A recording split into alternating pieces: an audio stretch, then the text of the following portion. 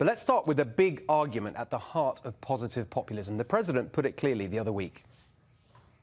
After years and years of building up other countries, we are finally building up our country, standing up for our jobs, our workers, and standing up for our dignity. The forgotten men and women of America will never, ever be forgotten again. You were forgotten. Exactly. Now, what is interesting is that Donald Trump has so completely reshaped politics that the 2020 Democrats are trying to copy him by claiming the mantle of populism. They're the real populists, they said at their last debate. Trump has only helped the rich. Donald Trump is part of a corrupt, rigged system that has helped the wealthy and the well-connected and kicked dirt in the faces of everyone else. For the last 3 years, we've watched Donald Trump pit working people against each other, black versus white, citizen versus immigrant. And why? So that the wealthy and the powerful he represents can hold the American dream hostage from everyone else. We're looking at someone who passed a tax bill benefiting the top 1% and the biggest corporations in this country when he said he would help working families. Oh my gosh, it's exhausting, isn't it? Now, this is the Democrats' central claim. Donald Trump has broken his promise to help working Americans. He's not a real populist. His policies have only helped the rich. Honestly, these are lies, lies, lies. Here are the facts, the facts, the facts. Between 2016 and 2018, corporate profits rose by $220 billion, while workers' earnings went up by almost $1 trillion, 4 times more. The Democrats also say Trump is just continuing what Obama started, but the facts show this is a complete lie. 2, workers' earnings increased by 42% more during President Trump's first 2 years in office than in Obama's last 2. There was a massive and almost instant jump, a turnaround that has destroyed the left's economic argument because it is a perfect test case of what pro-growth, pro-enterprise economics can do. Yes, it's true that corporate tax cuts and deregulation helped businesses. But who do you think actually creates jobs and pays wages? Helping business is the way you help workers. Let me explain how it works for the economically illiterate Democrats and their idiotic stooges in the establishment state media. Lower taxes and less regulation give businesses the confidence to invest. That means more innovation and higher worker productivity. That means more jobs are created and workers are paid more because they are producing more. On jobs, the latest report showed 164,000 jobs were added, bringing the labour force to almost 163 million, a new all-time record. With President Trump, we've seen the lowest unemployment in 50 years and the lowest on record for African-American and Hispanic workers. On workers' pay, the latest data on employee compensation showed that earnings rose 4.5% in 2017 and 5% last year, even higher than previously reported and way ahead of inflation. But the best news is on low-income workers. President Trump is specifically delivering on the promises he made to the forgotten men and women who in 2016 revolted against an establishment that punished them for decades in the name of elitist dogma like open borders, free trade and globalization. In the Trump economy, incomes are rising fastest for the lowest paid.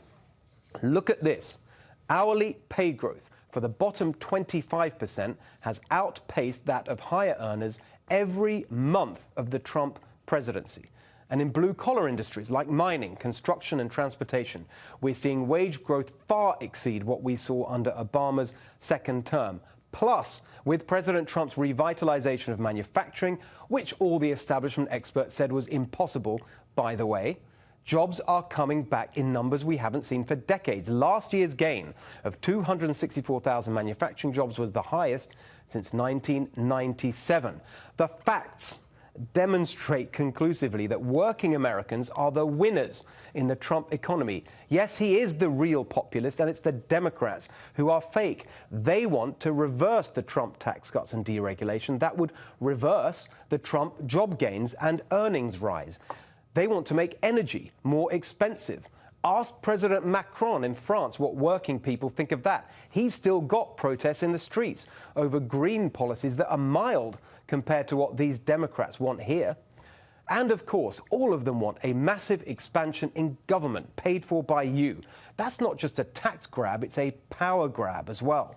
That's the deep reason all these Democrats are fake populists. Populism is about power to the people. The left are about taking power away from people and giving it to the government. But there's one more argument that's a complete lie, and we need to demolish that too. This one comes not from the left, but from the never-Trumpers and the Republican establishment. They say, well, Donald Trump may have a good economy, but that's just because of traditional conservative policy. Where he's moved away from Republican orthodoxy, like on trade and China, it's been a disaster. Again, this is total BS. As we keep telling you, tariffs work. They worked on the border with Mexico and are working with China. The way the critics talk, you'd think our entire economy was dependent on China. But remember, in 2018, imports from China were just 2.7% of our economy, and exports to China just 0.9%. Look, there's no doubt that the trade war with China has introduced economic uncertainty, and that is never a good thing.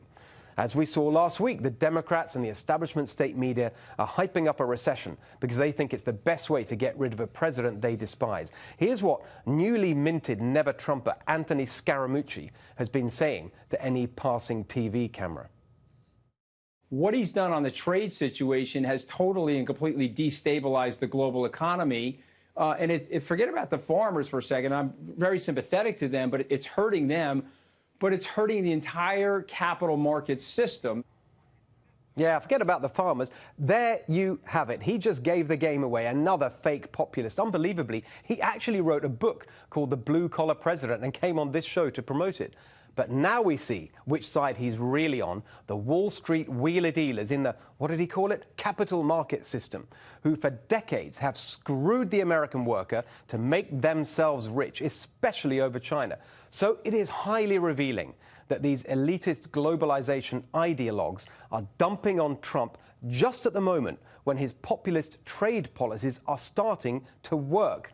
For 50 years, China was moving inexorably towards its stated aim of toppling America as the world's economic and military superpower by 2049, not least by cheating on trade rules and stealing technology. Now, thanks to President Trump, China is reeling. As a direct result of the Trump tariffs, manufacturers are moving supply chains out of China. Manufacturing was the foundation of China's rise, and it's crumbling before our eyes. China's economic growth has slumped to the lowest in nearly 30 years. The establishment critics say that, well, our growth is down too. Yes, the latest number was 2.1%, but that was higher than anyone expected, and just compare it to what's going on elsewhere in the world. EU growth in the same period was less than half as much, 0.8%, and their unemployment rate was 7.5%. They thought that was good. It was down slightly, but it's more than twice as high as ours. The establishment love to regurgitate their tired talking points about consumers paying for the trade war, but they are idiotically short-sighted. They don't take account of the costs to our society and our economy of shipping jobs to China so they can ship cheap products back here. We had a fantastic debate on this on Deep Dive last week. Honestly, it's worth signing up to Fox Nation just for this. Here's a clip. The market price of that cheap T-shirt and that cheap TV does not include the devastation of that town in Iowa, which the government and taxpayers have to pay for different ways, through welfare payments or dealing with the opioids or whatever it is. So hang on, let me finish, right? So you got that going on. There's a huge set of social and economic costs that are not included in the price of that cheap T-shirt. All I'm saying is you include it in the price, so it's a real price, by putting a massive tariff on any T-shirt that is made outside the country so that it then is equal, and then you might as well make it here because it's not going to be any cheaper if you import it. That would be my policy. If you want to sell it in America, you can damn well make it in America. On China, here's what I wrote in my book, Positive Populism, last year. It's time for a complete economic boycott of China. All US companies in China should pull out and no new investments should be made. The establishment just don't get the historic geostrategic turnaround that Trump tariffs are delivering. Here's what to ask the never-Trumpers and the conservative ideologues and the establishment, if you don't like what President Trump is doing on trade, what's your alternative? What's your plan to stop China cheating us? What's your plan to stop China beating us? These Trump tariffs are the first thing in 50 years that have got China's attention, and they are reshaping the global economy to America's advantage. Now, all that would be put at risk, of course, by this man.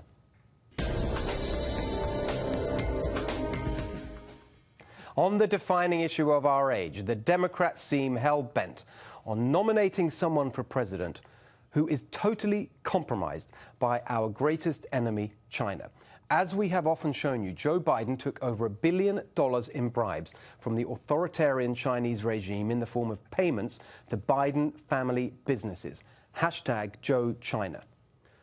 In 2016, by contrast, we saw once again the true genius of this country. America elected as president the only person who was prepared to confront its greatest challenge.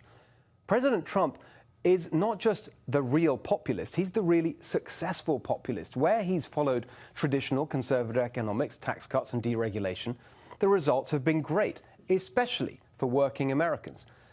But where the president has followed his own instincts on trade and China, the results have been transformational and historic. That is positive populism in action. Tell me what you think at Steve Hilton X and at NextRevFNC.